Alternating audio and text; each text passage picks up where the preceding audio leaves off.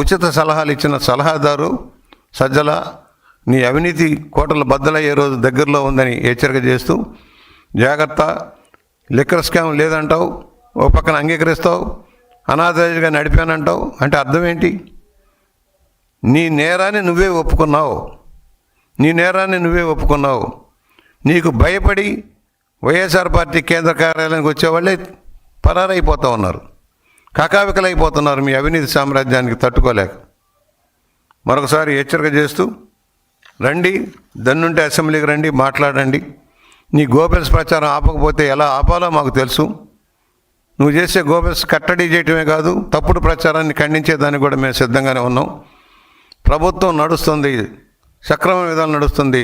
సంవత్సర కాలంలో ఏ ప్రభుత్వం లేని సంక్షేమ అభివృద్ధి కార్యక్రమాలు అమలు చేసుకుంటూ ముందుకు వెళ్తుంది. అనేక అడ్డంకుల ఆర్థిక ఇబ్బందులు ఉన్నా కూడా ముందుకు వెళ్తుందంటే 1వ తారీఖు జీతాలు ఇస్తూ ఉన్నాం, మర్చిపోకండి. నువ్వు ఎప్పుడు జీతాలు ఇచ్చావో తెలియదు, బకాయిలు ఎప్పుడు ఇచ్చావో తెలియదు. వేల కోట్ల రూపాయలు బకాయిలు పెట్టిపోయావు అన్ని రంగాల్లో కూడా. అందువల్ల మరొకసారి హెచ్చరిక చేస్తూ, నువ్వు లీడరు కాదు, ఒక చీటరు, అంతవరకే. నువ్వు బంట్రోతు, ఒక క్లర్క్వి. జగన్మోహన్ రెడ్డి ఏం చెబితే అది మాట్లాడటానికి, ఆయన ఏం మాట్లాడతాడో ఆయనకే తెలియదు మీ నాయకుడికి. నువ్వు మాత్రం రాజ్యాంగేంద్ర శక్తిగా నువ్వు మాట్లాడతావు. మరొకసారి హెచ్చరిక చేస్తూ, జాగ్రత్త సుమా.